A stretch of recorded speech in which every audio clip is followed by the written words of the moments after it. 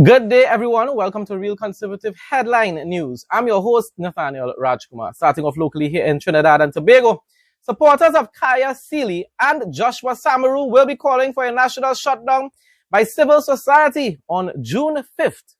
Leading the charge in a number of demonstrations since last week, activist Alyssa Phillip said yesterday the movement remains undeterred by the police's establishment of no protest zones under the state of emergency. And if this state of emergency continues to be extended for the next 4 years, that means not even the different unions will be able to protest in these important and strategic locations.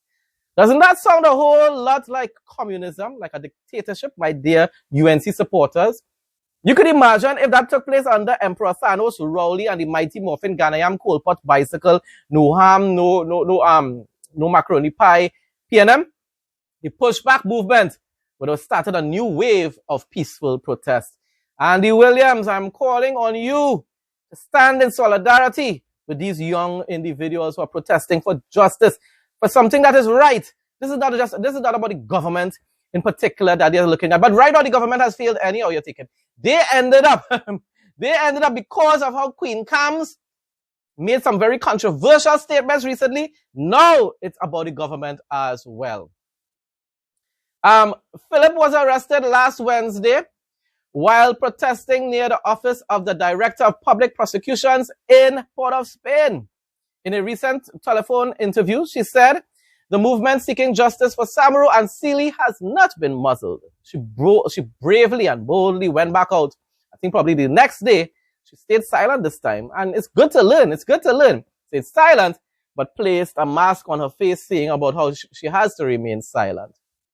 She said a silent protest in St. James last Friday was also intended to represent the silence of those who were not speaking out on the issues. So it was to tell the government, it was for two reasons.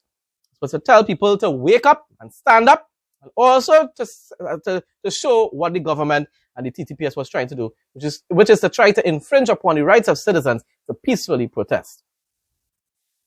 Philip called on the national community to act, saying the issue extended beyond Sealy and was about fairness and trust in the country's institutions, such as the justice system. She's 100% correct. I'm telling you, this young woman is an intelligent person, an individual, very intelligent. She said the movement was calling on people to stay home from work and other activities and to post on social media that they had stayed home in protest. In TNT, right. My response. Now, before I get to my response, we all know Trinidadians, and most likely they might not actually go along with what she's asking. I find even the ground report should be highlighting it and telling people that if they really support people's rights for good governance and justice in Trinidad and Tobago, that they should. But we know Trinidadians. I would love to see that it took place. I would love to see that there was that it ends up having a shutdown nationwide to stand in solidarity with these young people that are calling out for justice and a reformed justice system. So we will wait and see.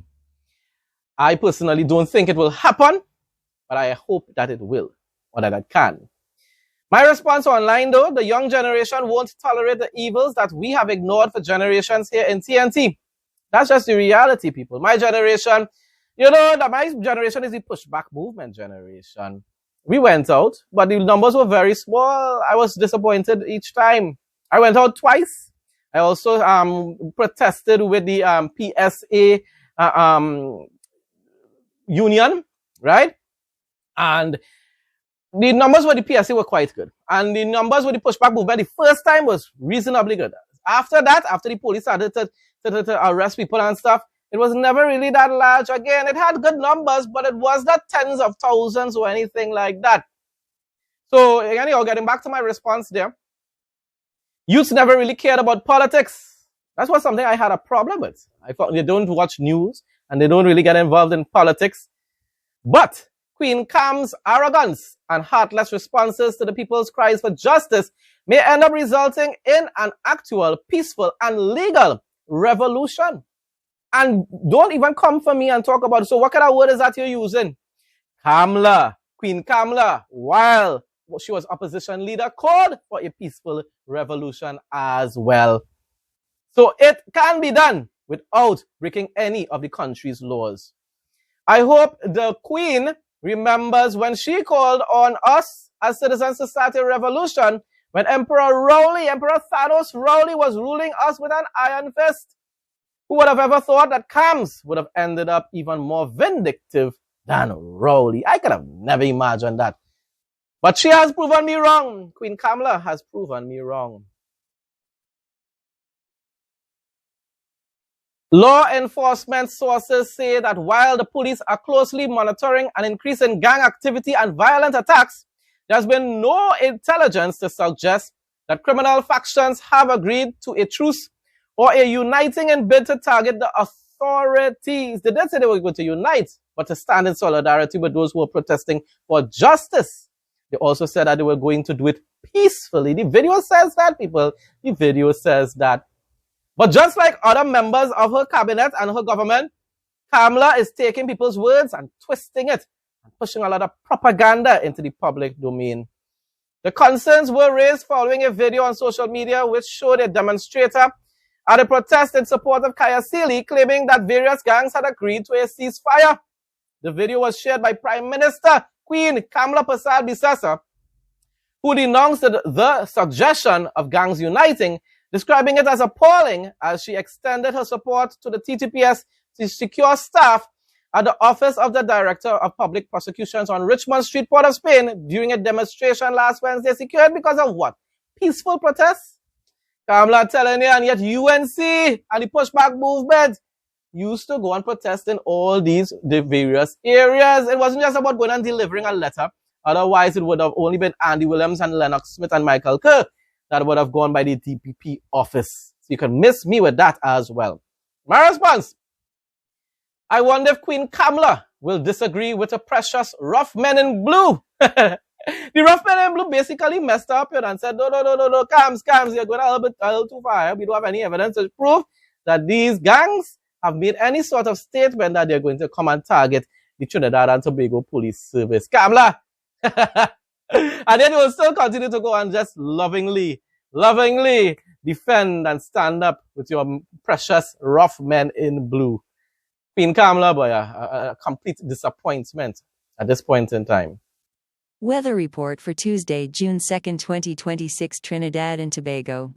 On Tuesday, June 2, 2026, Trinidad and Tobago will experience partly cloudy to cloudy conditions with a high temperature of 30 degrees Celsius to 32 degrees Celsius and a low of 23 degrees Celsius to 26 degrees Celsius.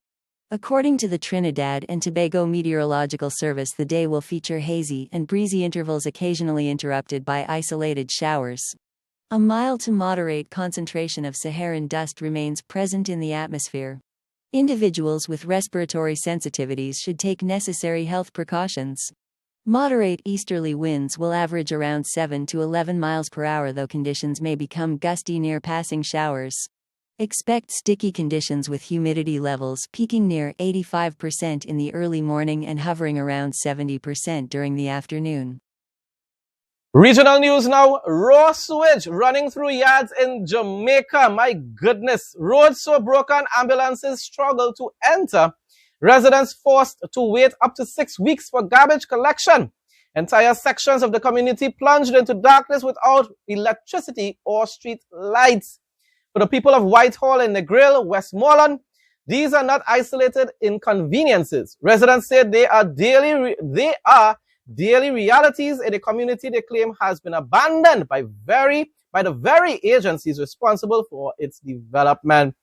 After years of what they described as broken promises, failed meetings, and government inaction, the residents are demanding answers, and rightfully so, even though I do think the Andrew Holness administration and the party is the better option. What they're doing here is wrong, definitely wrong, and neglecting the people of your own country. The latest flashpoint came after representatives from the Housing Agency of Jamaica reportedly pulled out of a long-planned stakeholder meeting on Thursday, April 30th, minutes before it was scheduled to begin, despite previously confirming attendance. The association also ruled the absence of representatives from the Westmoreland Municipal Corporation and the National Solid Waste Management Authority, describing the no-shows as part of a wider pattern of institutional neglect. Andrew Holness, you need to clean up your system. Do better. I think you are a good Prime Minister, but you need to up your game. International news now. New York City's annual Israel Day parade went on without its mayor, a very an anti-Zionist, anti-Semite as well. Zoran Mamdani skipped the event due to his stance toward Israel. He despises Israel, breaking a decades-long tradition of New York City's mayors attending the celebration. As thousands packed Fifth Avenue, waving Israeli flags, Governor Kathy Hochul, Senator Chuck Schumer, radical leftist Democrats, but still standing with Israel, Attorney General Letitia James, even more radical and a leftist Democrat, and New York Republican gubernatorial candidate Bruce Blakeman all participated, all took part. Mamdani's absence quickly became a political flashpoint, with critics accusing Mamdani of turning his back on New York's Jewish community amid record levels of anti-Semitism. Well, you made that choice. You voted for him. New Yorkers appear to be, I don't know, but really spiritually blind. They continue to vote for radical leftists who increase taxes upon taxes. And now you went even further to vote for a radical leftist jihadist who would probably won't mind enforcing Sharia law in your location, in your city. Craziness.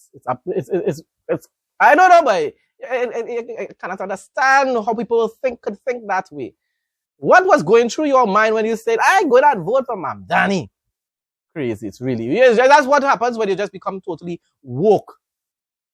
President Trump says he hasn't heard from Iran about reports that it's suspending talks with US. But if true, he said, it's okay. He said, I think we've been talking too much. Wow, you now know that. That's all you're doing. Talking. Going silent would be very good. He said, silence doesn't mean we are going to start dropping bombs, adding, we will keep the blockade. Blockade is a piece of steel. Yeah, you don't understand that blockade is also affecting the rest of the world. Trump, either get the job done or pull out and go back to America and just hush your mouth, no man. Because what you're doing right now is wasting time. Get the job done in Iran. Get rid of the rest of the IRGC and Ayatollah. Asked if he can wait Iran out, he said, I think I can wait as long as they want. They're losing a fortune. These are radical jihadists. You see, that's the thing with Trump. He doesn't understand that the Iranian Ayatollahs don't really care about losing any fortune. Their objective is to ensure they're playing for time as well. They're playing for time so that hopefully in November, the Democrats will win both the House and the Senate, and therefore they will impeach Trump. That's what they're hoping for. And definitely in 2028, they're hoping that the Democrats will win the presidency as well.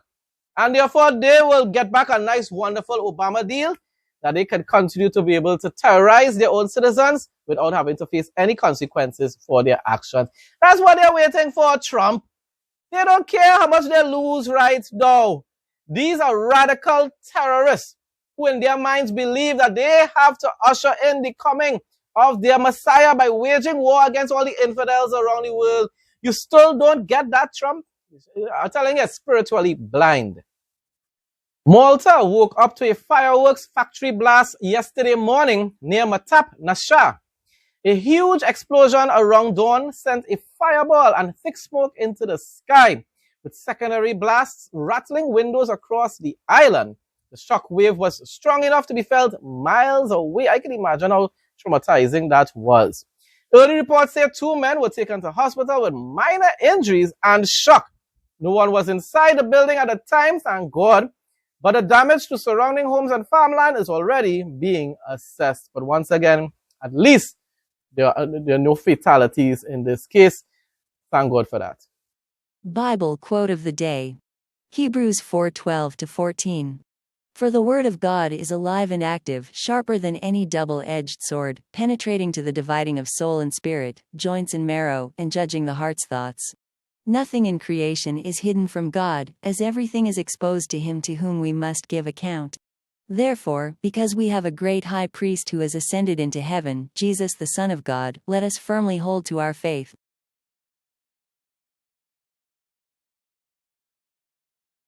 Folks, that brings us to the end of today's headline news. Thanks again to everyone who continues to support my content. Please like, comment, share, and subscribe. Stay blessed and stay safe most of all. In Jesus' name.